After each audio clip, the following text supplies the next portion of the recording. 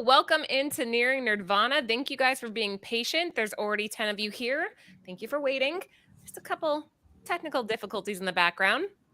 We have a really good show planned tonight. We're going to be talking about a really neat series. We kind of scratched the surface of Avatar on Tuesday's show, but we want to take a little bit of a deeper dive. And I'm not going to call it spec, but there's definitely potential for this show, guys. There's potential for this entire series. We'll explain why tonight. Before we get started, we have a special guest here, Ellie, aka we should call you like Bird City. No. Mm-mm. No? I'll think of my own name. Something. Bird City Tea. No. Fine. I'll think of something better. No. Thanks. I like that you're wearing your Zen beads for this show too. I always wear my Zen beads. Always.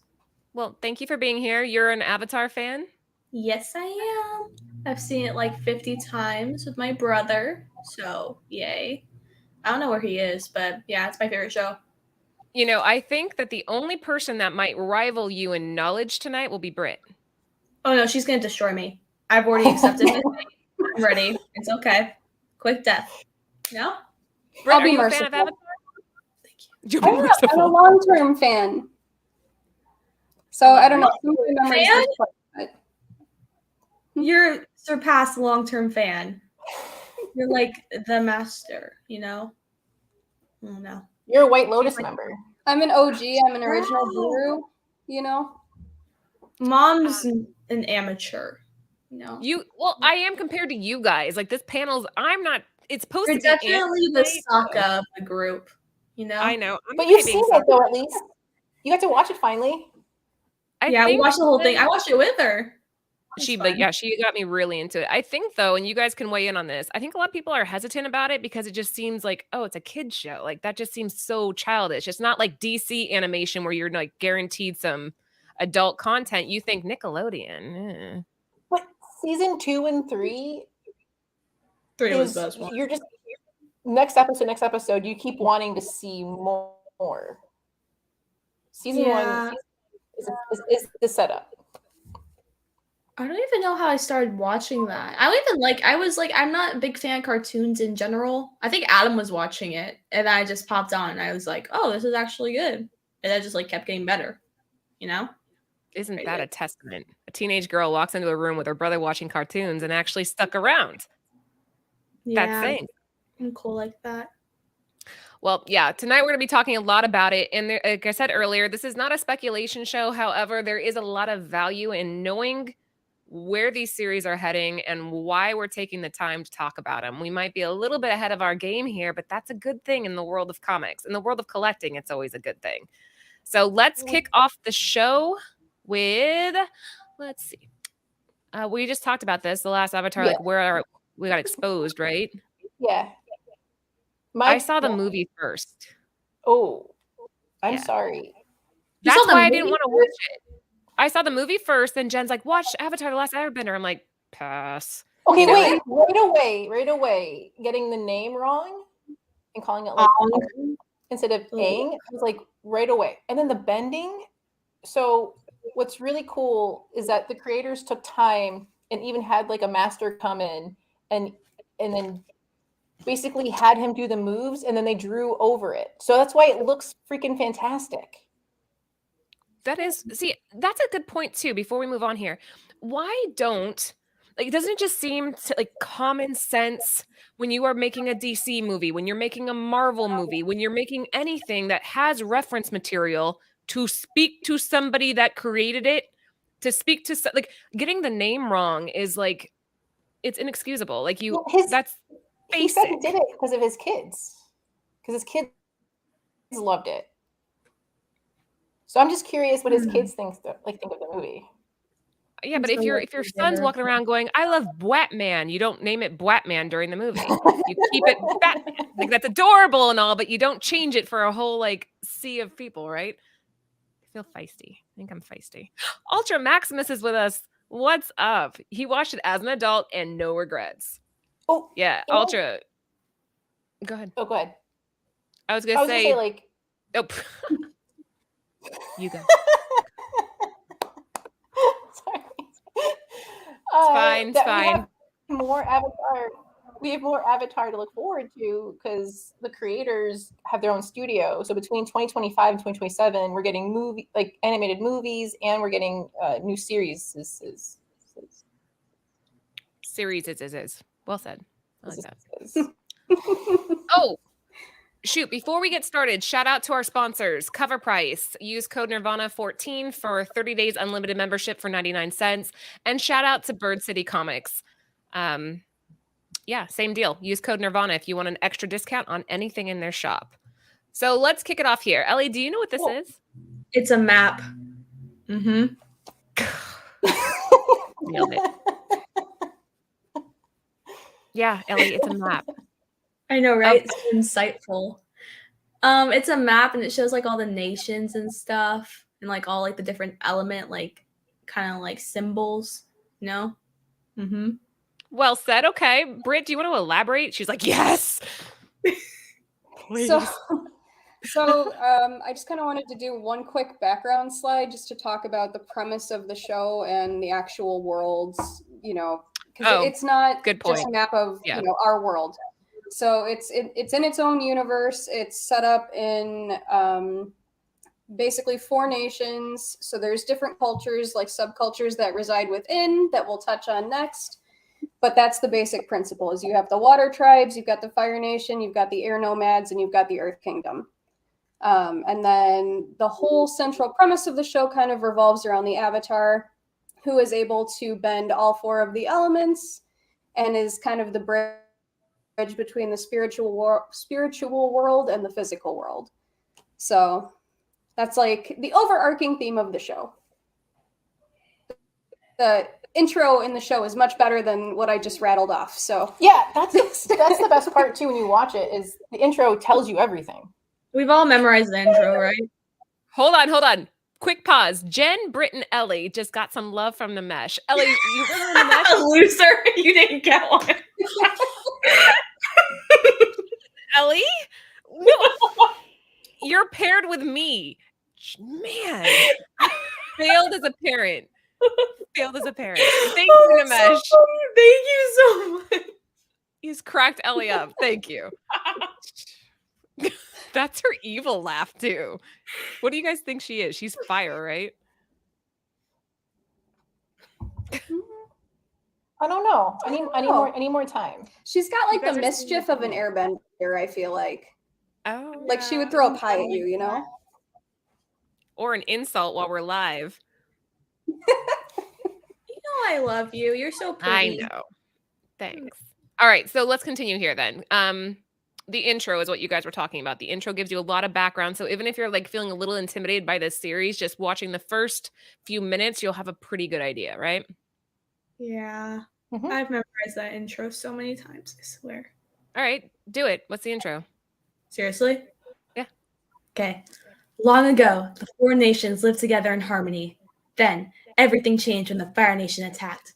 Only the Avatar, master of all 4 elements, could stop it. But the world needed him most. He vanished.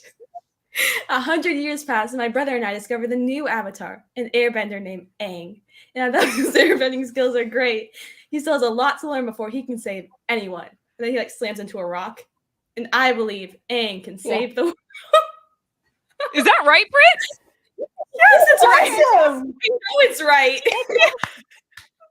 Slow clap to Ellie. Wow. You really are. You're a nerd. You're going to fit right in here. I've seen it so many times. That's how good it is. That was awesome. That was good. That was awesome.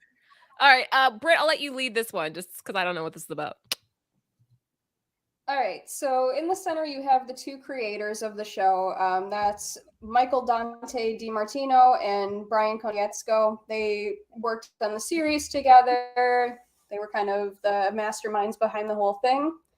On the right-hand side, that's another important part of the series, in my opinion. Those are the composers. I thought the music was really awesome throughout the series, so I wanted to do a little shout-out for them. The top one is Jeremy Zuckerman. And the guy on the bottom is Brian, I forgot his name, hold on. Benjamin Wynn, I'm wrong. And then on the left-hand side, you've got the 3 animation studios that worked on the actual program for the series. So, yeah. Oh, you're muted. Oh, I said, Joe, I sent you the link. Why aren't you here? Nah. So, all right, so yeah, go ahead. Go ahead. Oh no, you first, because I have questions here. I don't understand a lot of what's happening here. So back like in 2002, the two of them did the pitch for Avatar, The Last Airbender, and apparently in their pitch meeting, they just usually pitch meetings are really short and like concise and little, and they just kept talking. And they said it was like a 2 or 3 hour pitch meeting, and they got to like book 3, and the guy's like, "Okay, stop. We're on board. We got it." Like so it's kind of cool that it was 2002, and then it came out in 2005. So the fact that they took years again to develop it to be on point is pretty cool. Yeah, there's a series that Anthony and I did through Source Point Press called Yuki versus Panda. It didn't sell well. Don't go out and buy it. This is not me pitching this. Well, actually do go out and buy it, but not for Why You Think. We did an exclusive for it because we thought it was a cool story. But then we go back and we find out it took the creative team like 15 years to develop the story behind Yuki versus Panda. Ellie, do you remember reading that? It's the Pokemon cover? Yeah. I don't think I ever did. Like this is like it was like literally their child that they developed it, and the writing was so good, and nobody knows about it. Nobody reads it. So when you have a team like this that's that passionate that they don't want to put something out half-assed, they want to spend the time. You got to admire that.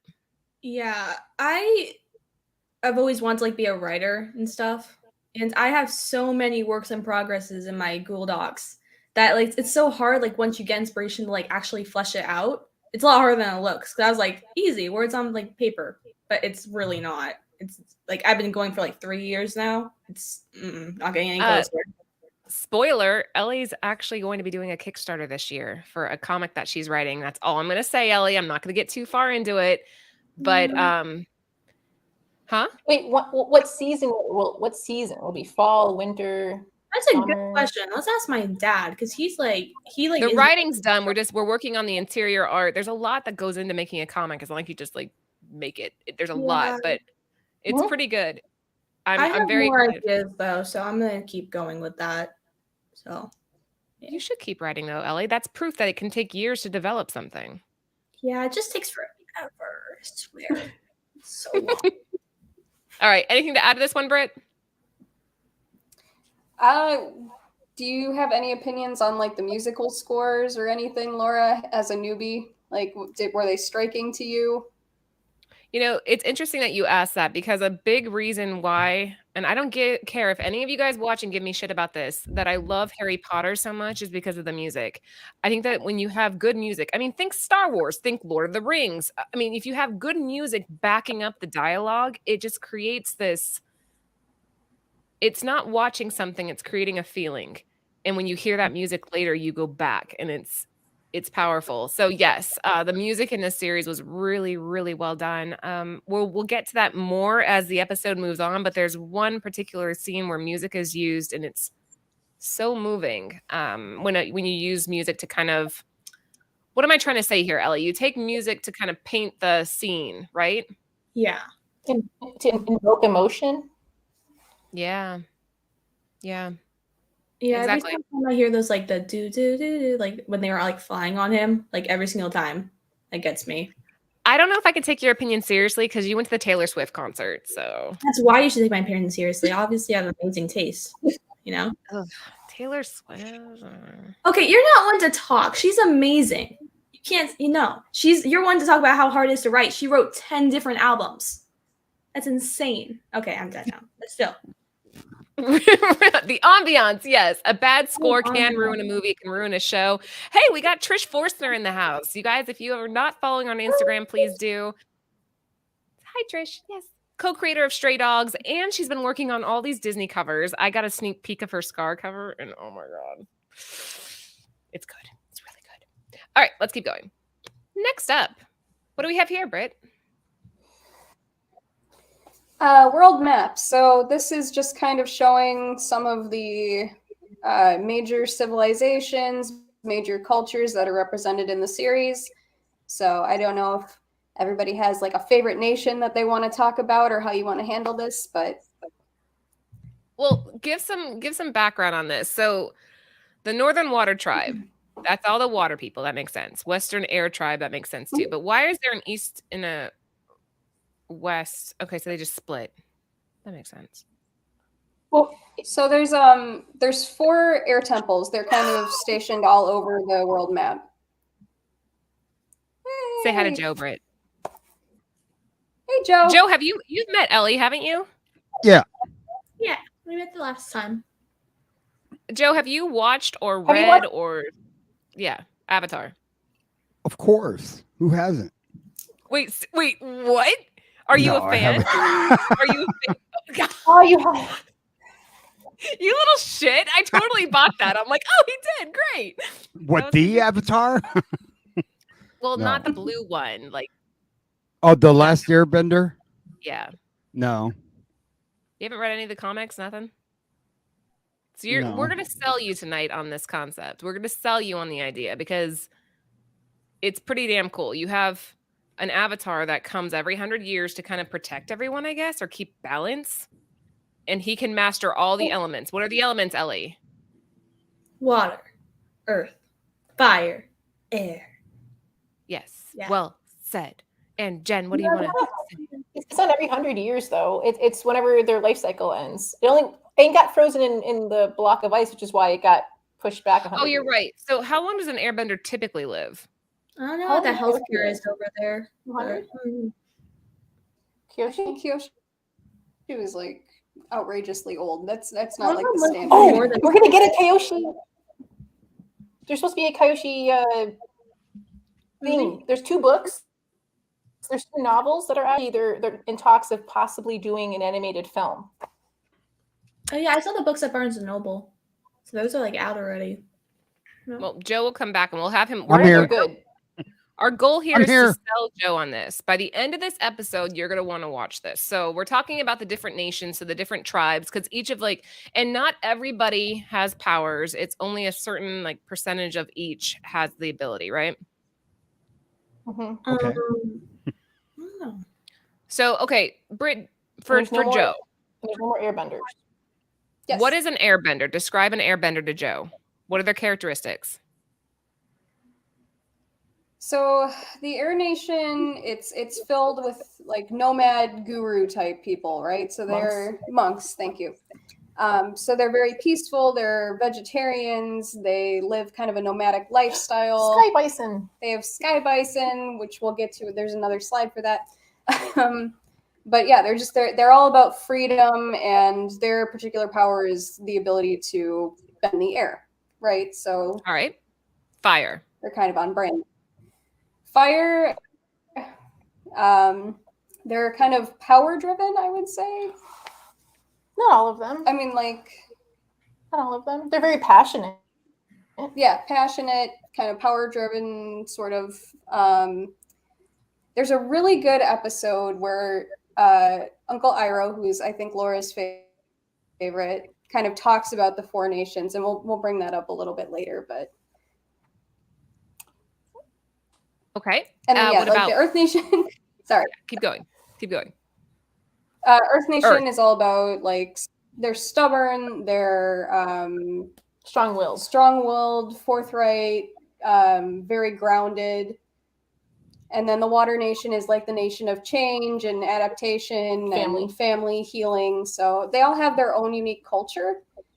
And it's really rich. It's hard to kind of narrow down their entire cultures that they've built out into a couple of sentences. But yeah. Well, in season 1 too, this is a good map to see it. In season 1, it starts at the southern tribe down south, and then it ends at the northern water tribe. So that's the first season, is them getting from point A to point B. Look, Joe's intrigued. He's intrigued. Yeah, I'm learning because there might be a test. There might be. At the end of the show, I'm going to quiz you and see how much you No, know. Oh my God, no. What if I watch it? What if my homework is I watch The Last Airbender? That's fair. That That's was great. my homework when It's I on got Jen Netflix. as my Secret Santa. I just did it. So there you go. Joe, really quickly though, we didn't get to say hi to you. Hi. Hi. How are I'm you? almost done with your books. What do you think's side tangent? What do you think's going to happen with that 9.4 in Ant-Man? I sent him an astonishing Ant-Man 9.4, but like It's all gonna the be a 9.8. What you talking about? really. What you talking about, Willis? Come on, man. I am Who are you talking to? That's a 9.8. Yeah, maybe even a 9.9. We'll never know. Anything. Oh my God. If I got a 9.6, I would be thrilled. Nah, it's gonna be a 9.8. Guys, Joe's I the got only you, bro. I got you. Is it terrible, Joe, that I never looked on the inside of that book? So bought it, you bought it raw. We bought it raw, and it came in like a top loader. And I was like, Aunt looked at the corners. He pulled out, looked at the corners. He's like, yeah, send it in. But we never looked on the interiors, Bro. Which is like an amateur move, I know, but we didn't. And we sent Right, it in and back. I'm like, that's what a lot of people like. They get their book. Like, if you look at the book in the slab, it looks like a 9.8. But then when you take it out, all the pages were bent.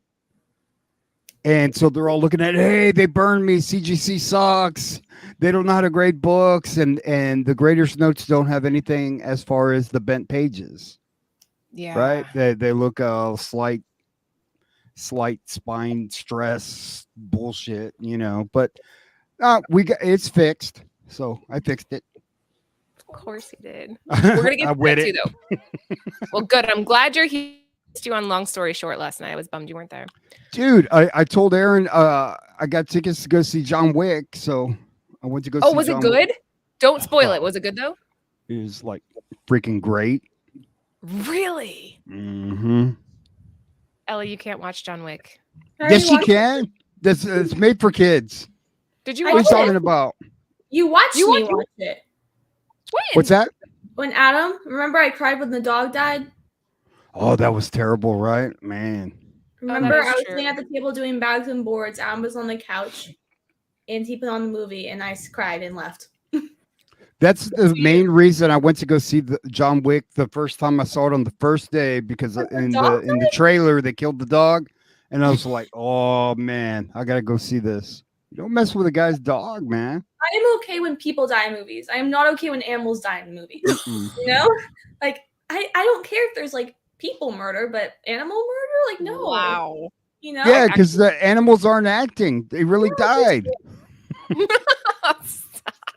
All right, let's keep going. We're getting so. I'm sorry. I'm sorry, girls. Britt, what do we have here? Just some. Those were just kind of honorable mention locations that weren't necessarily cities, but we see them throughout the series. I think something I should have mentioned on the prior slide is that you start in the Southern Water Tribe, and then I said that. Oh, you did. Yeah. Oh, sorry. So yeah, honorable mention. Just some really cool locations. Beautiful. They did a beautiful job with the scenery. Yeah. Very, very. Yeah, beautiful. It was kind of impossible to cover everything, and so this is more to entice people to watch it. And if you do like what we're talking about, tune back into Tuesday's show, because we talk about magazines and comics. Yep. You don't ever hurt a man's dog. Ever. That's true. I agree with that. Or in Britt and Jen's cases, cats. Right? Well, don't hurt your cat. Dog. Oh wait, that's true. I always forget your dog. It's okay. I really like that H&H didn't know that their kids, that their daughter watched the series, but now he does. Perfect. All right, let's keep going. These are some of the characters, right? No, wait, these aren't the characters. I'm sorry. This is some of the these aren't abilities. These are like extras. Britt? Go ahead, Jen. I mean, well, so if this is just the bending and then the styles, because the creators chose to do some realistic things with the to pass it off as a great visual. So airbending is Tai Chi. No, it's waterbending. Oh, fudge. Sorry. You can go ahead. Okay. So the really cool thing about the four nations and the four bending styles is that they're based on real martial arts styles, and they're all unique. So Tai Chi is the water benders. Hungar Kung Fu is earth bending. I believe that's pronounced Bagua is air bending, and then Northern Shaolin is the Fire Nation. So they're all very stylistically different. And another cool little fact is that Toph's unique airbending style or earthbending style is based on her own separate martial art. So it's slightly unique from the rest. Was it something? It's Chow Gar, but it's I think it's Northern Praying Mantis style, which is like why that. You see the hand motions be different. But she teaches Aang the Hungar one though, because that's the basic steps. And it's very like strong in stance. Like they chose those bending styles to go with the personality / character traits. Like that's super thoughtful. Like I don't think other people would have like okay. Hear me out, Joe. Listen to this. It's like Power Rangers meets Harry Potter meets what's another one that would be a good example? Huh? I would say Crouching Tiger, Hidden Dragon / other amazing fight style guy. I was gonna say Cobra Kai, but I don't know. But like it's all different genres put into one. So I get why this has like mass appeal, because whether you're into the martial arts aspect or if you're into the more like powers and I don't want to call it magic, but abilities aspect, it kind of fits there. Because it's not like it's just gifted to them. They have to work really hard to develop it. And you get to see Katara go from being okay at it to being amazing at it and then struggle. You see Aang, even though he's an avatar and some things come really fast and easy for him, another style is his opposite. So it's one of the harder ones, and that's a pretty good episode. But so, Ellie, what's blood bending? It's where you blend blood. So elaborate. Can I say something first about like what you guys are talking about? Sure.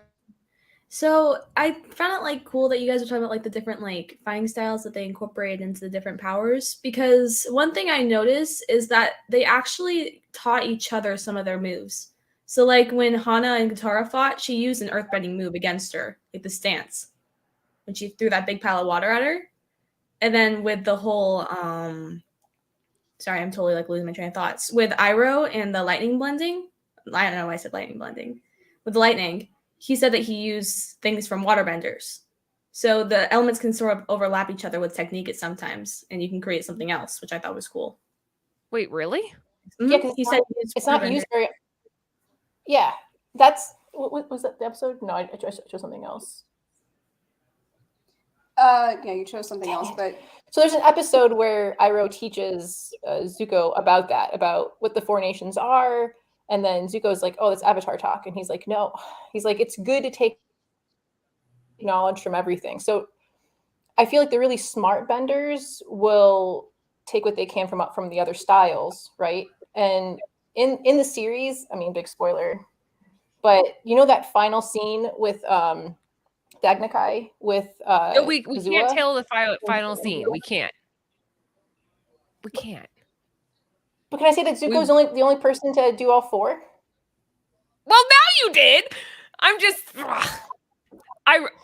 small spoiler. So Joe, listen to this. If you were a waterbender, okay, and you looked at me and you were angry, you could, I don't know, access the water in my blood and kind of make me move around like a puppet.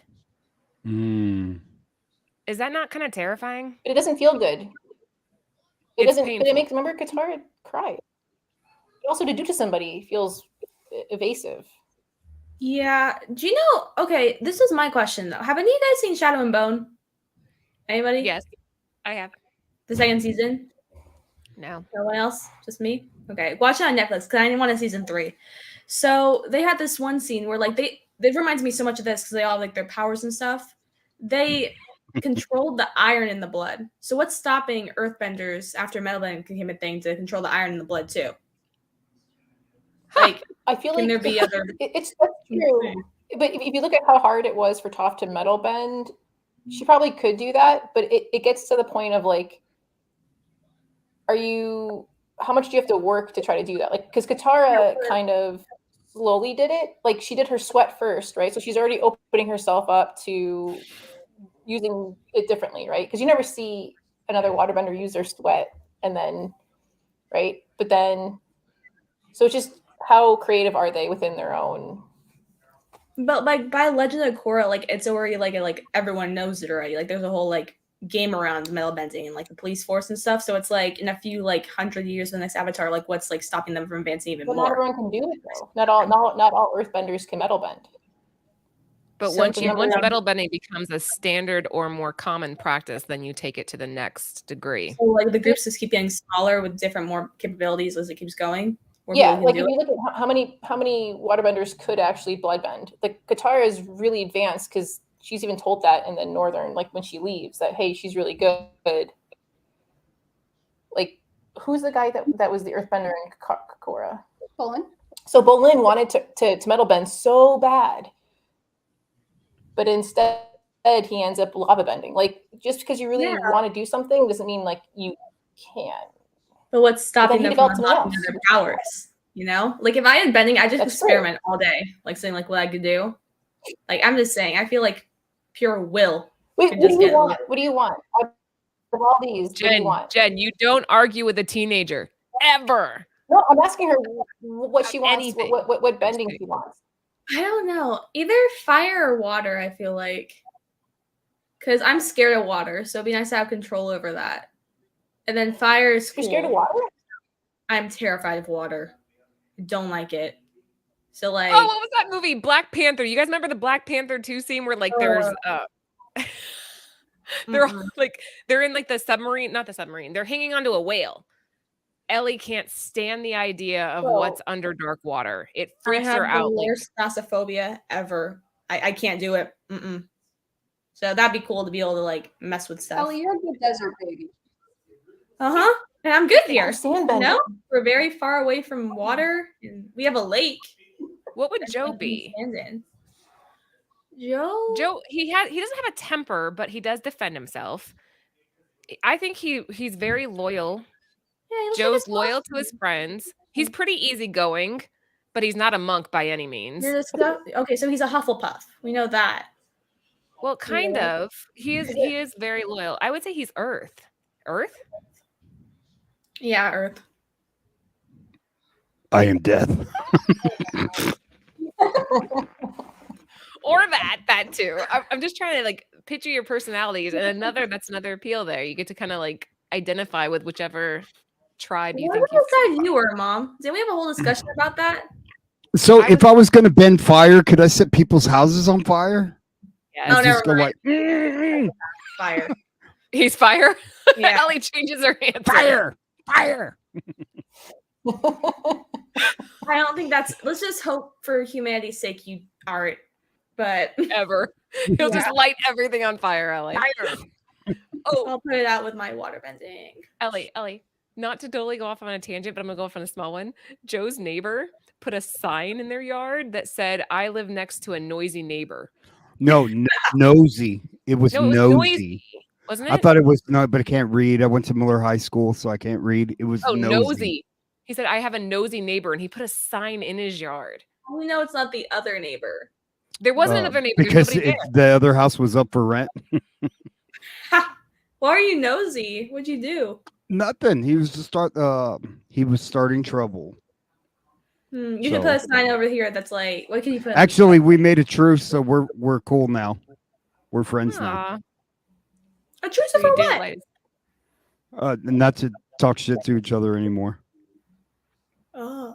Yeah, so.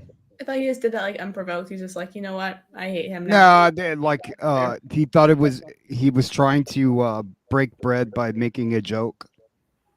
And so he thought he was being funny. Yeah. Oh. And so like looking back on it, it's kind of funny. So. It is. That as a threat, I would have been TPing their house. I would have been like, this is war now. Well, I had went and stole a Century 21 sign when I was walking my dog, and I had taken that, And so I was going to switch it and put their house up for with the Century 21. Like that would have been epic. Epic, right? Yeah. He made a truce if I'd stop looking in his window. So I said, okay. What's up, Solo? All right, let's keep going. So next up, so here are some of the characters and the voices that, oh my gosh. Huh. Well, these are the ones that are going to be in the live action. Yeah, these aren't the voices. Oh. Yeah, this is a live action. They haven't casted Toph yet because that's book 2. But hey, they got the old man correct. It looks just like him. I think they're all pretty close, don't you think? This is good casting. Oh yeah. And a lot of them do martial arts. Like amazing like the guy who's playing Zuko, they had him they have film of him at a tournament when he was like 10. Looking freaking amazing. You're like, what? He's a 10-year-old? Like advanced level impressive. Like I guess I'm saying like it's so good. They're really talented. And some of these people will also undergo very extensive like makeup and all of that. They're going to try and make them look as close to the characters as possible. So, did you get a chance to watch the video I sent? Did you send it to Ellie or no? No, I trained for No, I was busy just shooting down people that need to be shot down. So I was busy. What happened? Ellie, you're in the popcorn chat? You should read up on it, Joe. The popcorn chat? I'm reading it to the side right now. It's hilarious. You guys are funny. All right, what were you saying, Jen?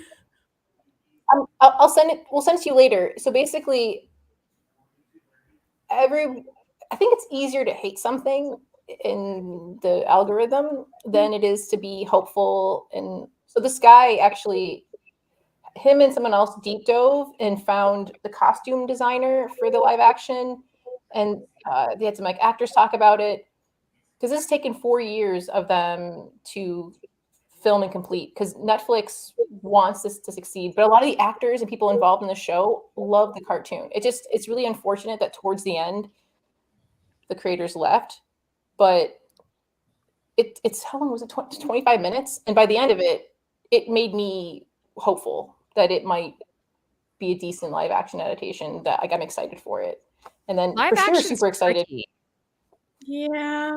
Don't you think like live action, because you're really relying on people not giving you shit for using too many special effects, but at the end of the day, like it's a good marriage. So when you watch the video, they talked about not using the technology that's there, right? They had their own volume. It was in the Guinness Book of World Records. It's the largest volume currently. Guinness Book of World Records. So it's documented. And then they also used actual props. So it even the actor who's going to play Boomy, it looks amazing, but he had to undergo like 6 hours of makeup to complete the look. Oh, I'm telling you, Ellie, Ellie will watch it. She'll watch it when she's laying in bed. Send it to her. Guys, there's about 30 of you in here with us right now. Welcome in. If you missed what we were talking about, this is all about Avatar: The Last Airbender. And I know that there is some hesitancy to dive into what's considered a children's series. However, Jen's proven it time and time before. And anybody that's watched it will say the same thing. This show covers so many adult topics. There's so many morals and lessons and just badassness that happens here that I honestly think it hits every age group. If you haven't already, please give the show a thumbs up, and we are about halfway through, so stick with us. Britt, anything to add to this one? What are your favorite characters? I know Laura's. Ellie, what's your favorite character? Sokka, Zuko, or Iroh. Your pick. Why Sokka? Because it reminds you of your mom. Honestly, kinda. Oh, thanks. I always thought you were Sokka. Not because you don't have any powers, just because like you're always like funny and you're nice and you're like cool, you know. So I love you, Mom. But yeah, and I like Iroh because he's like Mama. You know. That's Joe's tagline, Ellie. Oh yeah, and Toph. I forgot about Toph for a second. She's cool. I like her. Real quick, Solo Wookie, it's not a If they continuation. do not cast the boulder as the rock, I'm going to throw a fit. Like that, I'm gonna stand on that like ledge forever. I'm not. They better. Boulder as a rock, kind of, because isn't he speaking like third person? Isn't he like Boulder mad? Yeah, the boulder has trouble fighting it. Yeah, they need to cast that me. Could be the rock. I could That'd be that. amazing.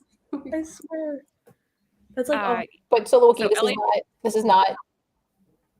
Just so because Solo Wookie came in late. This is not an add-on from the M. Night Shyamalan thing that was horrible. That did bending horrible. Did a lot of things horrible. This is them rebooting it. So cool. Sorry, go ahead. All right, so that's hers. What are your guys' favorites? We'll start with Britt.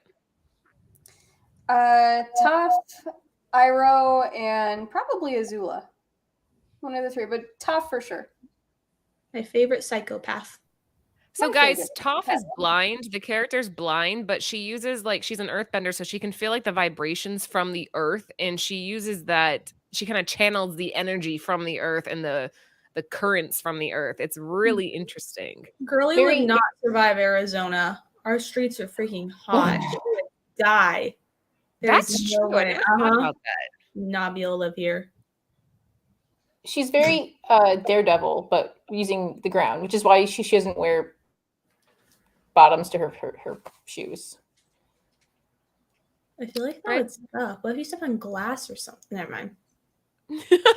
That would hurt. Well, there is an episode where her feet get burned. Yeah, but it's like there's rocks and And Jen, the what's sand, your favorite? The sand made it like she couldn't really see. It was all fuzzy. Yeah, like sand. that seems polite pass. I like Toph a lot, and then Iroh is awesome, and then I want to say Kyoshi. Just from a little bit that we get to glean, she seems really interesting. Her avatar time. All right, let's keep going. Joe, do me a favor and look at can you access the private chat? Yes, I can. Let me All right, see. great. Go ahead and cover this one. So this was just, I mean, there's way too many characters to go completely in depth here, but these were a bunch of the side characters. A lot of them are non-benders. So that's an interesting thing that they did take the time to develop those characters that don't even have the bending abilities. Like the two at the top left are Mei and Ty Lee. They're like Azula's henchmen, side ladies. And they're both non-benders. I thought that was cool that she assembled her little team that way. So, Ellie, favorite side character? I don't know. Probably Boomy. Yes. Or Iroh, obviously. Iroh's my favorite character. But yeah, I like. Oh, that's the White Lotus team up. Oh, Trish, I'm sorry. She's right. What? Where's the cabbage cart guy? Oh, but I'm wearing the shirt. Sorry. Wait, you said Iroh. Iroh's a bender, though. Yeah, it's a mixture of benders and non-benders, side characters. Gotcha. But the White Lotuses are all. What's the kid with the he's in the wheelchair and his dad makes it so he can fly? Oh, he's cool. What's your name? I like him. Come on, Britt. I don't remember. It'll come to you later and you'll yell it out. But yeah, that's one of my favorite characters because the kid is always positive, even when they're doing like in seizing Ba Sing Se. Jeez, I'm gonna stumble the whole time. Like he's just so upbeat the whole time for being a guy in a wheelchair. Do you mean Jake Sully? Mm-hmm. He was in a wheelchair. That's a different avatar. Yeah. Different avatar, different wheelchair. Yeah. Yeah. I think Iroh though, I dig his lifestyle. Like out of this whole page, like Iroh's super zen. And I wish that I could like have that mindset he has through the entire series, even up to the point when they've kidnapped him and he knows what he needs to be done type situation. He plays it off. He's just so calm and collected through all of it. And he also gives that one girl a warning when he didn't have to. Yeah. Well, and because he knew she was a good person, just because she was Fire Nation doesn't mean she's evil. Exactly. Which, did you guys cover my news yet? What? I put news in the slides. Wait till you get to that because that kind of triggered this whole thing. News. News. Yeah. Just some stuff I was reading that I thought was interesting and it was pertaining. Nice. Cool. All right. So let's move on to the next slide. I think I have control then, right? All right. What do we got? Kind of a combined slide of the spirits and the animals. So just you've got, the avatar has like a, is it like a spirit animal connection? Or I thought spirit connection was with Appa. That's what, what's their what would you call that? Their bond with their chosen animal. Yeah, I think spirit bond, right? Because you get to see that with Roku and his dragon. Yeah, that was really sad. Yeah. So yeah. And the badger moles with did you guys have a favorite animal? Like if you had to pick one as a sidekick, what would it be? Appa. Outside of the big ones, because think of like all the weird ones. Like they have like a bear The turtle dragon. combos and platypus bear. Oh, platypus bears. I want a lion turtle. A lion turtle. My own personal lion turtle. Yeah. Let's go. I can just. What was that tracker mole? Badger mole. No. What? Yeah, that one. I thought that was really creepy, but cool. That was cool. That's a creep. You would want one of those? I don't know if I want. I don't know. It depended on my occupation, I guess. Like if I was a tracker, for sure. I like the foxes from the library. Yeah, I do too. There you go. That's a cool one. Nah, I'm getting a dragon. I want that dragon. I'm gonna go like burn a bunch of things. There's only 2 left. Puldenarius. There's only 2 left? Don't you remember from the season? There's only 2, well, and it was I'm taking one of them. The Sun Warriors. No, you can't take one. They were balance. There's 2. I'll take both of them. Oh my goodness. There you go. At least you're on track now. Joe, is this your jam? Sorry, I'm just jumping in here. Avatar, you watched it, you liked it? No, man. I just jumped in. I was bored, so I was like, what's going on here? Are you gonna watch it now? Well, the girls were saying that the movie sucks, so I guess I'll have to wait for the reboot. No, watch the cartoon. Watch a cartoon. The M. Night Shyamalan, I already ordered it on Apple, and now you guys. Joe, it is the best terrible movie you'll ever see, and you will love it and watch it multiple times. No, okay. That's a lie. I hated that movie. I will always. How many times have we seen it though, Ellie? How many times have we seen it? How many times have you forced me to watch it? How many times did you sit through it? Well, at least to get me familiar with everything. I like repressed that memory, PTSD. Like I don't remember any of that. There's no movie in Ba Sing Se. Baby. No one? Nothing? Okay. I don't know. Katara just drives me nuts in that movie. Thank you. Katara annoyed me. Well, is it just me? Does she talk every time he's like my mother. She wasn't. They cast it because it was like nepotism. Nepotism was why she got that role. It wasn't because she. Yeah, it was like it was because she. Daughter but even the script was bad. It's like I need to meditate, and she's like, "Ing," and she's not even saying it right. And it's like, but the bending. He's meditating. The bending was horrible. Mm-hmm. Yeah, right. The bending. The acting was bad all around, but it was so bad that it was good to watch. If that makes any sense. Chat, if you guys get what I'm saying, what is your favorite worst movie that you'll watch over and over again? List it. The original is a cartoon. Oh yeah, exactly. The original cartoon. All right, so we've got magical pets, and okay. What do we? Oh, okay. Here we go, Jen. What do we got here? This is all of our. Well, it was really difficult to pick one episode. Right. Very, very. There's so many good ones. We couldn't talk about them all. So these are our favorite episodes. I'm gonna go around. Let's go clockwise. I think mine's up at the top. This is the Blind Bandit. So this is when we meet Toph, and we figure out her ability as an Earthbender. The reason why this is my favorite episode, Ellie, do you know why? Because Toph. I think Toph is a badass, but why, Ellie? The boulder. Yeah. That boulder character, dude, I love it. The boulder will smash you. Like the way he talks, I was about it. You're not doing it right. It's the boulder. Like that. That's what they get. Okay. The boulder. Yeah, anyway. The boulder.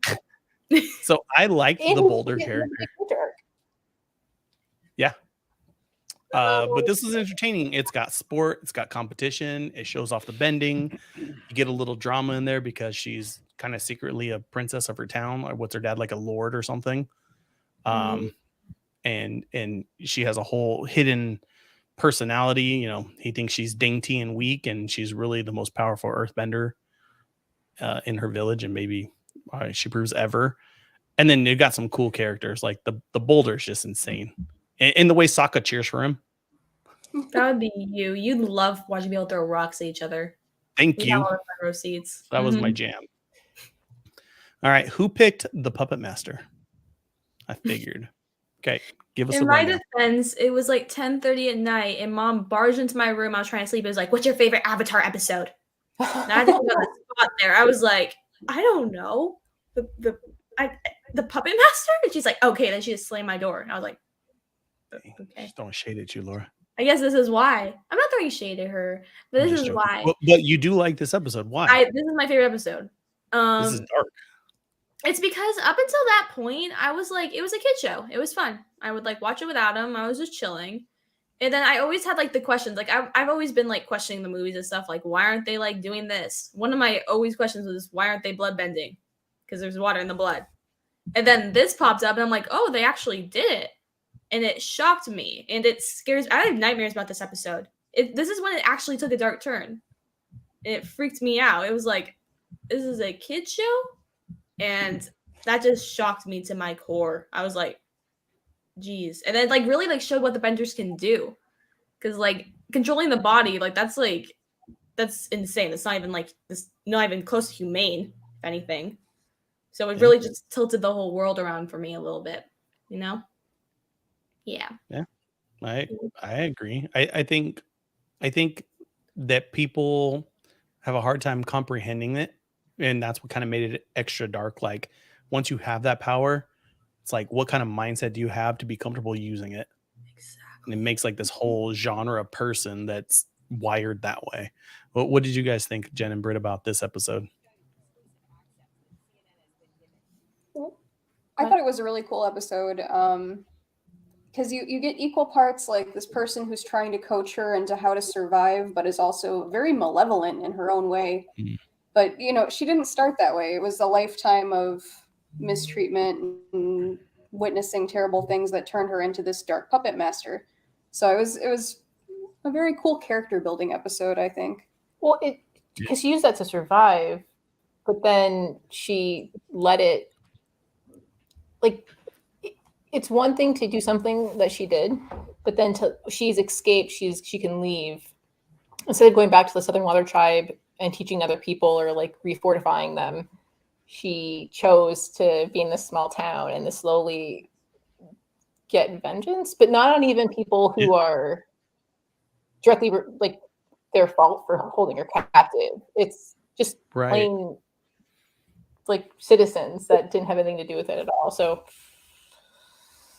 it was also kind of sad when there's some deep took all the water out of. Yeah, there's some deep psychology there. Because what I like about the Katara character after this episode is, to me, like, heroes almost need to walk that dark path, because in my mind, heroes need to do what needs to be done for the greater good almost, but they have to be able to make those, like, that's why I've never been a huge fan of Superman. He's so overpowered, he doesn't have to compromise. Where you get a guy like a Batman or a Red Hood, and they've got to walk that line because they just can't walk out and punch somebody through a 3-story building. And so you see her kind of struggle with it throughout the show, especially after this one. And she's like, all right, I got some dark in me and I can do what needs to be done for the greater good, you know, but that's on her because she's the hero. But when she cried at the end, that was because the point the lady was trying to do was, here's another waterbender. I can teach. She's getting older. I'm going to teach this to somebody else because no one else is using it, right? But she forces her to do it. against her will. Like she had to do it to save her friends. And then when you see her fall and start crying, like my heart, you're like, oh, Katara. Oh. Yeah, that's what got me. Because like after she started crying, I'm like, okay, where's like the hype up speech? Where's like the whole it's gonna be okay, like it's gonna be fine speech from like Sokka and Aang. And it just like never came. It was just like credits. I was like yeah, it just ended on that dark note. It never went back. It's just like that's there now and it's gonna stay there. And that's what was really different about the episode too. Like it didn't have a light note. There was no light note. Yeah. And it was just like it was very heavy. Mm-hmm. Yeah. Big time. It reminds me of do you remember the movie Wanted where they're all assassins? Yep. And they know how to like bend bullets and they're trying to break this kid to get him to figure it out. So they stick like the chick that he likes out there and he's like, bend it around her or you'll kill her. It's like putting it in real time so you can figure out if you can be that person you need to be or not. I don't know. Joe, this is one, like, I think this is a good list, Joe. Write these ones down. If you're not going to watch the entire series, these episodes are pretty good. All right, we're moving on to which one? I thought Lucy would like the Puppet Master. Oh, I bet. Lucy? Oh, she would love that. All right, who is the Southern or the Southern Raiders? I had the Southern Raiders. That's another darker one. Basically, Katara is hunting down the people who were responsible for her mother's death. So it's very vengeful. It's kind of her little side adventure with Zuko that everybody gets to go on. And I just think it's a really cool episode because you get to see a little bit of that darkness in her that was established with the Puppet Master kind of come to a catalyst, a breaking point. I like how it plays out. I think it's kind of neat. Yeah, because even at the end she's very cognizant of, I need to forgive, I'm not there yet, but I'm on the journey of that. Was very adult and that's like complex and nuanced. Like it's because a lot of people are like, oh, you either forgive or like you stay in that like dark realm, but she's in that in between and she acknowledges that of I'm attempting. That was this show. Like this is a kid show. Crazy, right? It's so good. So it reminds me of like going deeper now. But there was a murder trial a few years back, and the guy that was murdered, his brother wanted to forgive the killer in front of like the judge. And it's like, can I go and hug the person and tell him I forgive them? remember that. Do you right? And can you imagine that mentality? See, Joe gets it. So this is basically this episode, Joe. She's hunting down her mother's killer. And, she's got all these ideas of what she's going to do. And she gets to him and she's like, hey, I forgive you. That's not really like how it went down, I feel like. Yeah, she did a little bit of blood bending. No, I don't think she forgave him, honestly. I feel like at the end, she was just like, this man, like she looked at this guy's life, like his horrible life. It was like, this is kind of below me. That's what I thought was the ultimate power move. She's like, okay, this is not worth my time, not worth my energy. This person, like, this isn't like worth it at all. And I was like, okay, like honestly, she thought that leaving him alive was worse than death. She said that. She's like, yeah, just leaving him alive. We watched that. And I was like, okay, like I understand that. Like if someone like killed you or mom, you really think I'm ever gonna forgive them? No. Like I think this was like the most like realistic, humane thing she could have like done for herself. Yeah, but he was military. I mean, he's following orders to an extent, I guess. To an extent. But he was willing to take his mom. Remember at the end? He was like, take my mom. And you're like, what? He was just a miserable human being. Yeah. There you go. All right. And then we've got Tales of Ba Sing Se. That was Laura's. I put it on there not knowing if she was going to join us or not. So I don't know why she picked that one. Does anybody, what happens in this episode? She picked it for the song, for the Leaves from the Vine. Oh, when he cries. Yeah. So everybody that's tuning in right now, Iroh's lost his son at the siege. If you guys have seen the movie, he says it over and over again, kind of resets his path of what he feels he needs to do.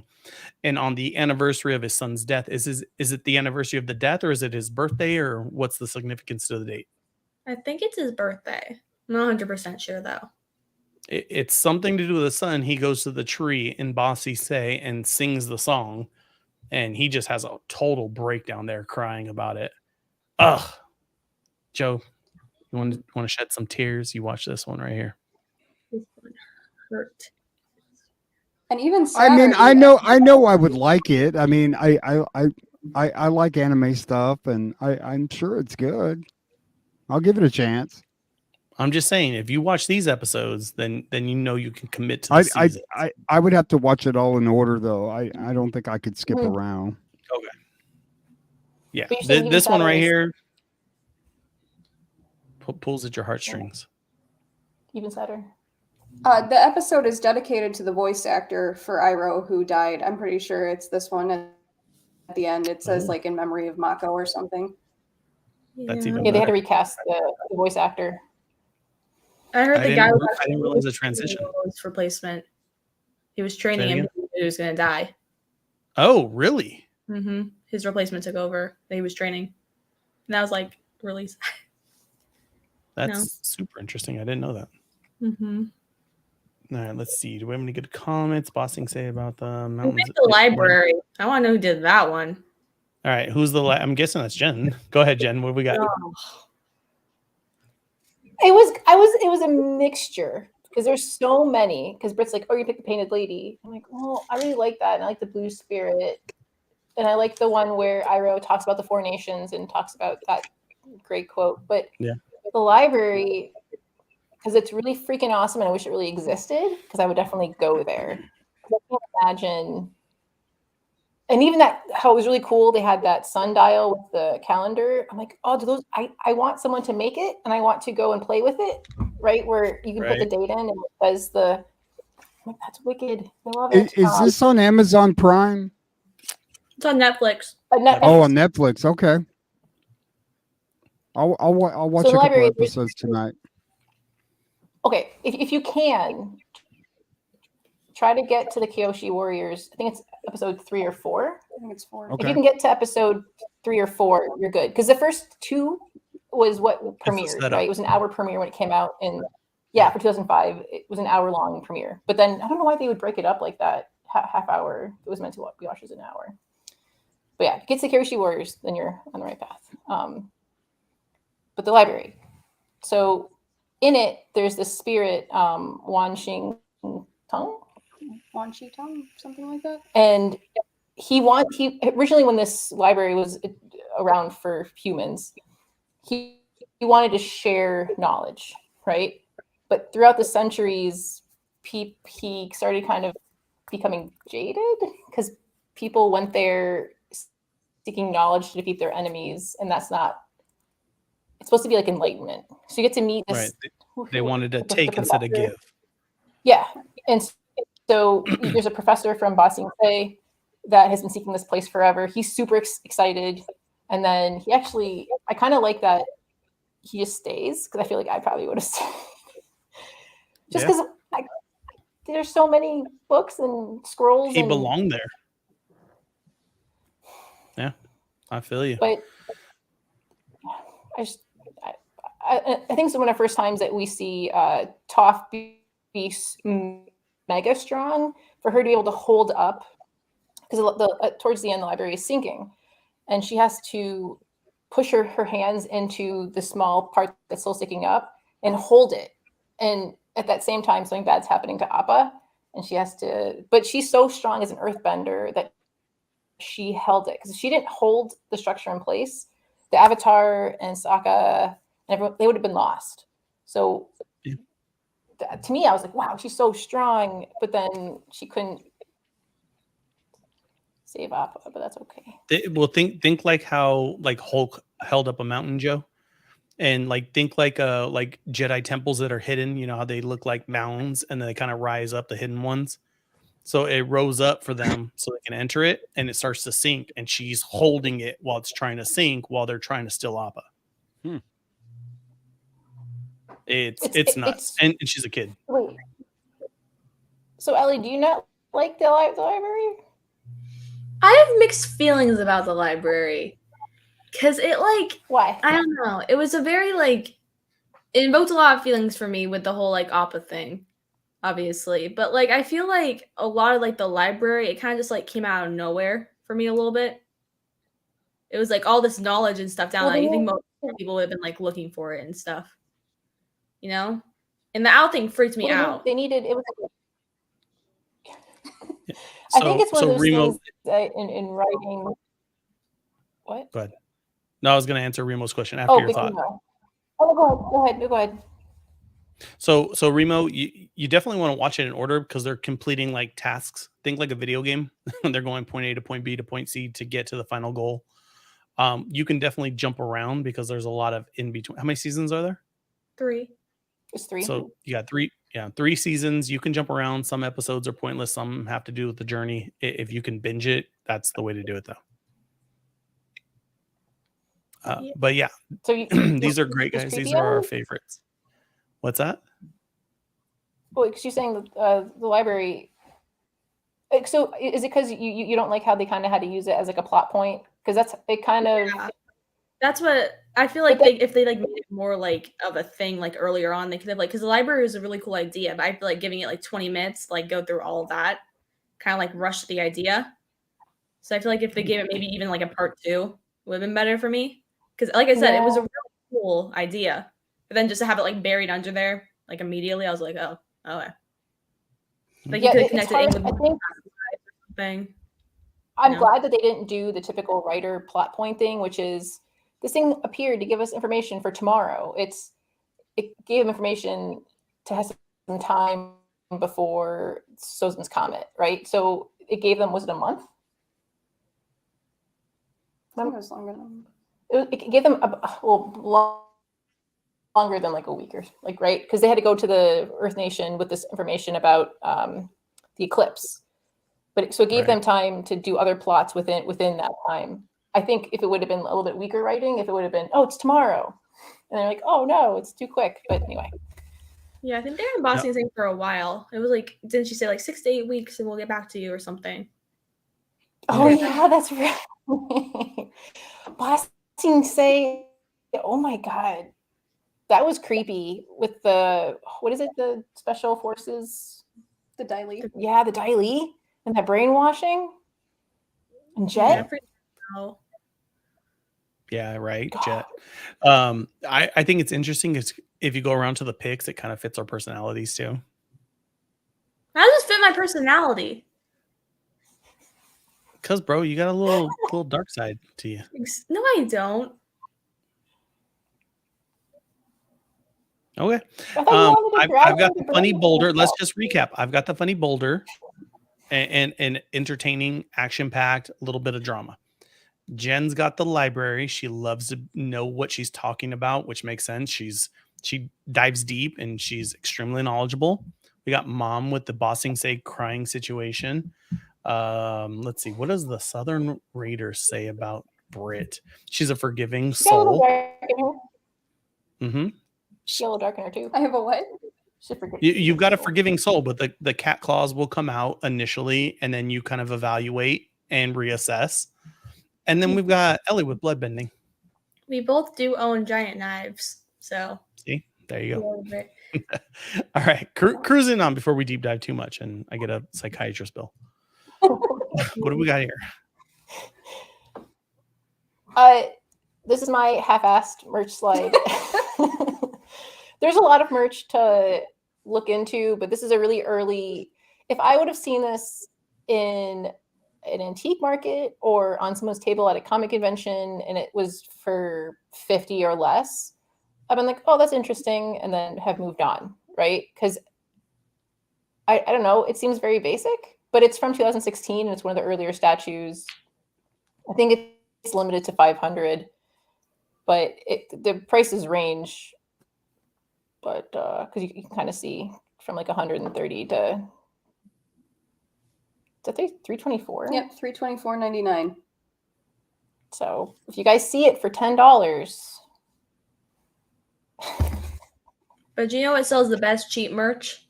Amazon. Amazon has the best of this stuff. Like there's so many like stuffed animals and stuff. I have to like restrain myself from buying them. Like I love Amazon. Did you buy an Appa? There's an Appa. There's an Appa. I wanted to, pillow. But then I thought, do I need the Appa pillow? And then I was like, no, I need a calculator. Pillow. You want calculator Appa? No, do you know how much calculators cost? My graphic calculator costs $200. That is insane. It's like a graphic calculator? I can't with math. Can you sell it later?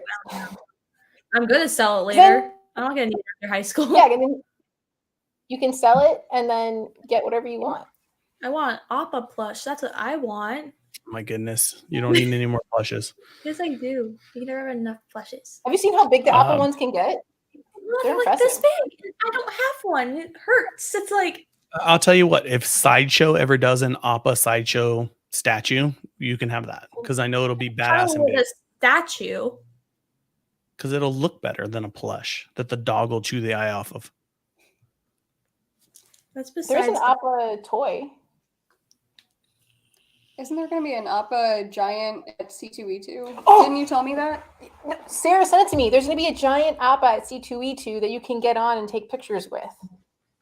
That's awesome. Appa. I have a pug. She just. Our next pug will name Appa. Chases her tail like an idiot. Toys are awesome. Why? You should nickname it Momo. Yeah, she is. Benny, do you want to be Momo?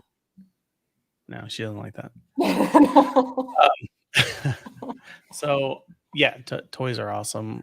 This looks cool. And it was limited to 500, which I love limited prints or limited edition, anything. So awesome. All right. Ooh. Leaving the Elements, Nickelodeon. Okay, whose slide is this?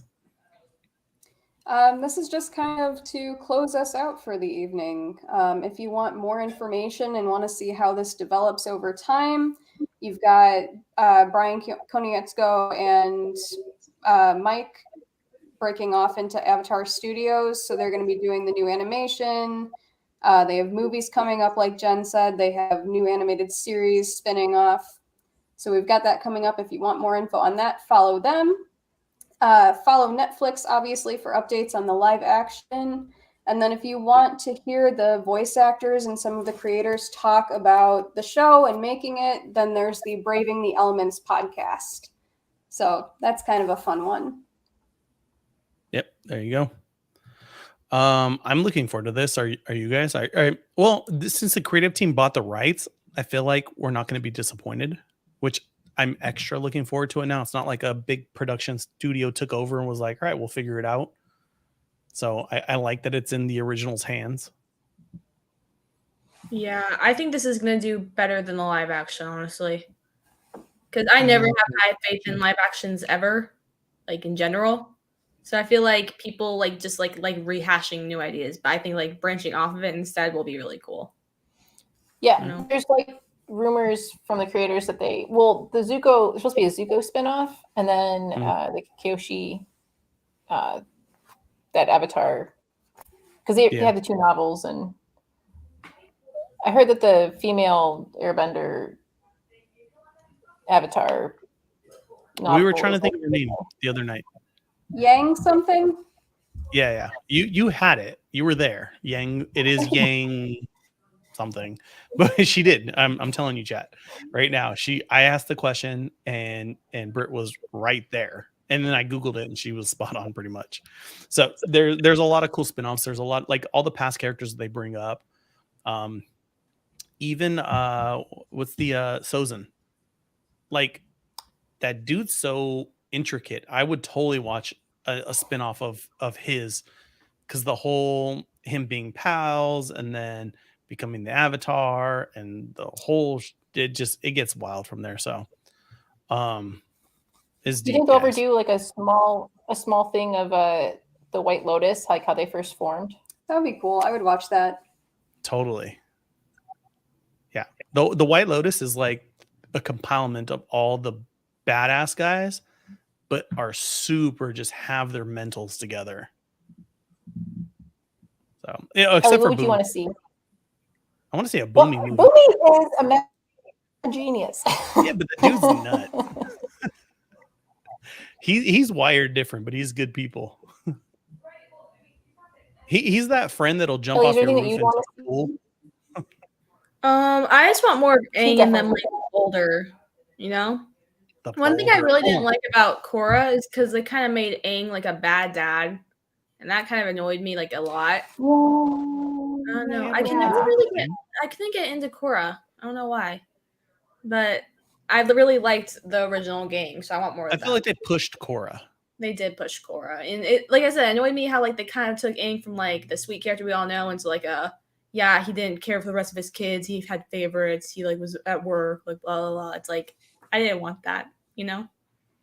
Like, well, I think we were all when we heard there was going to be another Avatar. We were like, oh, further adventures, and then when we didn't get it, I think it was coming in at a negative because everyone wanted to see the gang older or grown up or something, just to have it be done and then to start a new one.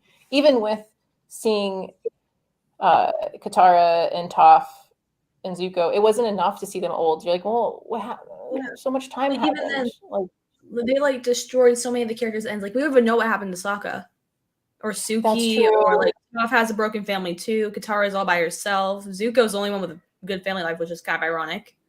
But like, I feel like they kind of like took away the happy ending the first one had, you know? Yeah. So Well, that's what I meant. Like it felt forced because you get the Bender, then you get her sidekicks, which I thought they tried to give her own gang of personalities, but you got brothers with two separate bending styles. It's like, right, that's weird for one. What was the bear's name? Wait, did they do that because was the mom and dad from different nations, or were they both Earthbenders? No, they were from different. I think I want to say they were mixed. Yeah, I want to say it was like a mixed, like mom was a fire and dad was an earth or something. Yeah, yeah. I wonder if the creators could somehow make Korra. It's kind of like if you need to have that middle chunk. If you can explain what happened to Aang to make him. But I also wonder if he focused on his one son because he's the second airbender. And it's like, because if Aang dies without making an airbender, that's it. There's no more airbending ceases to exist. So for him to get hyper-focused on Tenzin and like, let me show you everything because when I go, that's it. Right. And I don't think he did it on purpose. But I want to see that. I want to see the struggle of, because then if they explain it better, you can go, oh, okay. Like even Toph becoming a cop, like Toph would never push her laws on somebody else. But if you can show like maybe something bad happened and she's like, okay, I need to enforce some things because there's craziness happening. Like something bad had to have happened, I would assume. So we'll see. Like maybe they just need to flesh out that like 70 years of character development that we didn't get to see. Right. Look how much they developed in that year that the original series took place. You just have to have 70 more of those, and well, I'll watch 70 years of Avatar. Right. Well, and that's what we're trying to tell you guys, everybody that's tuning in right now. It's the idea was correct because like I have kids. One of them's on the chat right now, and I can tell you guys, when you watch Korra is about like the children and them living up to the expectations of their parents, even though the parents didn't really set the expectation on the kids. But how do you live your life knowing your dad was the Avatar? Your mom invented metal bending, like these heroes of their time. I can tell you there's been plenty of times where my own son, when it comes down like sports, and he's like, I'll never be you. Stop pushing me. And it's like, I'm not asking you to be me. I'm asking you to be you, but give a shit. But it's that expectation that kids kind of develop on their own, looking at their parents and going, oh crap, I got to live up to this or better. But you're right though. It misses all that information in between because you get super grumpy Toph daughter and you're like, why are you pissy? But she was the first time I saw her use those whip things. I was like, oh my God, she's like Batman and Spider-Man. And like, is awesome. What's her name? Lynn. Yeah. But, well, and if you really think about it, like Toph isn't like cold. I mean, if you get the whole rock mentality, like she cares, but she's just brutally honest. So there was never that like, I don't want to say tough love, but you can tell she was like, this is right, this is wrong, and it translates to the personalities down the line. And even with Tenzin, he's always like, super by the book because of who his dad was and rebuilding the whole Air Nation. It's like, bro, take a breath and relax. Breathe. I feel bad for his wife though. For real. I feel bad for his wife. What was her name? His kids are a trip though. Yeah. Who's that? The littlest kid. Who's the boy? The little Miko? farty one? Yeah, the farty one. Say it again. There's I like Miko with the Yeah, snot running down yeah. his face all the time. The dude's nuts. I love that kid. Yeah, that's good stuff. All right, let's keep cruising here. Vana of the week. Jen, you get Vana because it was your. But you can say it because you're probably. You guys probably both like kid spirited against this, so I want to hear both sides of whatever I'm about to read or somebody else is about to read. All right, hit me with it. All right. It is important to draw wisdom from different places. If you take it from only one place, it will become rigid and stale. Understanding others, the other elements, and the other nations will help you become whole. And it was by Uncle Iroh. So go ahead, Jen. That's Chef's Kiss. That's yes. Yeah. It isn't from a kids' TV show.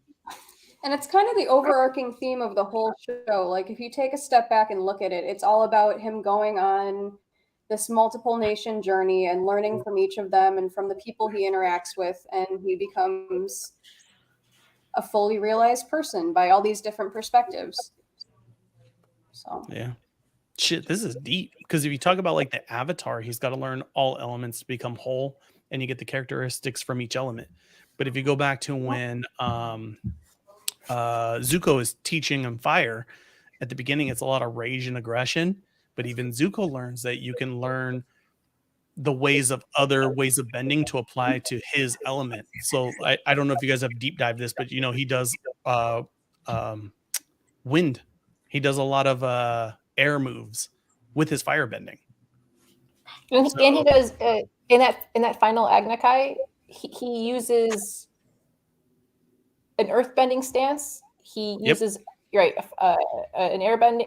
Like, he uses all four, it's one of the few characters that has actually, because earlier Ellie mentioned that it's cool when they use like one or the other, and that's, I think everyone in the Avatar group by the end has done at least once or twice where they have taken on, because they're around all the time. So why wouldn't I try to incorporate this? But that Zuko is the only other character who uses all four, or at least the stances to help him be a better firebender. Exactly. So he became whole, even though it was one element where it's like that big picture for Aang's like, you're going to be a whole person if you can master four things. It's like they handed him the guidebook and he had the ability to do it, where you have a person that's limited that had to learn four different ways of doing something, even though he was limited to one talent. It's really interesting. So Ellie, what are your thoughts on that? I like what you guys said from this, because as you go through the whole series, you're kind of just stopping at like one place after another with like Kyoshi Warriors, like town, like Omashu. And I learned every single time there was like a different life lesson the heroes learned. And they're all from different cultures, all different people. And I think that also applies to like real life too, where like people, like everyone's different. Everyone has some like life lesson that they've learned from, they want to share. So I think it's really important, like in this stance, especially now, to like remember what other people have learned and like apply it to yourself, which is what they did. And they like only became stronger after. Yeah. No? Yeah. True statement. One of Mom's favorite quotes, and I'm going to butcher it, but the gist of it is she says, travel is the death of ignorance, which is the journey for these people that did this. They traveled and they learned and they grew and they became stronger because of what they took from other cultures that were strong. And it's the same in people, which is, again, this is a cartoon, but we're getting all these life lessons, which I dig. Yeah. All right. This is a great one. Good pick there. Guys, if you're just tuning in right now, or you've been hanging with us the entire time, the show is sponsored by Cover Price. Use code Nirvana14 for a 30-day unlimited membership for only 99 cents. And of course, if you head over to birdcitycomics.com, use code Nirvana, you're going to get a discount off any of your orders that you put in with us. Follow on every social platform and the Nirvana Nexus. These are the things I plugged in at the end. I don't know if you guys even saw these. Did you guys see? Just some quick tidbits. Okay, so did you see this, Jen? That's awesome, because they had, so what's really cool about Clone Wars is that they had a secret season that came out, but then they came back and they showed you like what happened during Order 66 and but I did not see this. So they're going to do is it going to be from Rebels and Clone Wars, or? So apparently there's an additional season 8 that they had all the voice acting done. They just didn't make any of the animation, and it was canceled at 7. So they're thinking of not rebooting it, but continuing with all the work they've already had in place and just continuing the story. I thought you'd like That that makes me one. happy. That makes me very happy. So, and this came from a giantfreakingrobot.com. Guys, if you want to go read the article and give them the credits there, I saw this in my feed. Even the voice actors have confirmed that they did start recording season 8 and then was canceled. So they have a lot of the work done. Looks cool. You guys into it? Mm-hmm. Yeah. Yep. Ellie, have you Ellie, seen Clone you Wars? excited? Doesn't seem very likely though. When was the last season come out? Ooh, good question. I think it was like 2 years ago, 2, 3. Yeah, I don't know. If it said like in the thing, it never really says like it's coming back for one. But maybe it will. Oh, yeah. It's all speculation. I mean, they're basically saying that they were asked, and let's see, George Lucas even wanted there to be 300 episodes. So yeah, maybe. hey, I heard Laura is watching Rebels for the first time. Okay, so I started watching it over again at night when everybody goes to bed. That's like my, grab some ice cream and chill. And she comes walking out. She's like, I can't sleep. I'm like, don't talk, because I'm rewatching, and you just sit and watch. And then we watched the whole episode, and she's like, all right, I'm going to bed. I'm like, all right, good night. She's like, stop watching it. I want to start with it. I'm like, crap. So now we're watching episodes at night, but I can't watch ahead now. So she's into it. So I found this tidbit of news, and then I also found this, going back to what we were talking about. Have you guys seen this tidbit? So the Airbender came out with a full art book, which I believe Mom has on her shelf behind you, Ellie. And so this is the Fire Nation princess. I'm going to butcher her name, so I'm not going to try and say it, but this is Lord Sozin's sister. And because she saw the direction that things were heading, they're basically saying the whole Avatar series and the outcome is accredited to her because of the political stances that she took before Sozin went overboard. So she had a relationship with she had a relationship with the Airbenders. She arranged her own marriage with an Airbender priest to unite the nations to stop the war from happening. Because and of course her brother coming up and wanting to have power and pull for power, he was pissed. So he went way overboard. But yeah, this is the woman that was trying to keep it all together and took extra steps to do it, pissed him off extra, and then we get the story that we know. Yeah, that was within what episode do we find out? Do you see the skeleton of his friend? It's early. Like I remember when I was watching it with my brother, being like, Sean, all the Airbenders are dead. And he's like, yeah. Yeah. And then you see the skeletons. I'm like, is it a kid show? The other thing too that a lot of people, which is even crazier, is she has like chi blocking techniques. She's mastered it because she's a non-bender. Oh, that's like cool. Ty Lee. Yeah, that's awesome. She fell in love with her teacher, which was female, but arranged her marriage with a male airbender to unite nations. So this woman was about a cause. Like, personal feelings aside, she's like, she handled her business like a true royal, and then we get what we got out of the airbenders. So or the whole series. Is it like in continuity, like, or is it with some other writers wanted to do it? Is it with what's it called? The Brian and is it within like the Avatar Studios team, like the Brian and Mike? Are they doing it? I would think so, because it was this information on this character was released with the Nickelodeon / Airbender art book that they put together, and they're like, all right, they're giving us background and family members, and this is her side story. So then if you look at the side story and how it reads, basically she's the one that started the revolution that put it in process. That's cool. Even though it's paragraphs of one person. I like that. That's cool. I gotta get the art books. That's the one thing I've been waffling on, but I keep hearing that there's cool stuff in there. Yeah, there really is. The art books are fantastic. So I thought this was an interesting tidbit brought to you by CBR.com. I found that article there. So again, there's a million ways this show can go. There's so many cool characters, but anybody else have anything to add before we call it for the night? Please, if you are curious about the comics, which are continuations of the series, we talked a little bit about that on Tuesday. So go back and watch that if you're curious about further content that you want to purchase. There you go. Britt, final thoughts? If you have time, definitely try and check out the show. It's got something for just about everybody, I think. So it's worth at least trying a few episodes and seeing if it appeals to you in some way.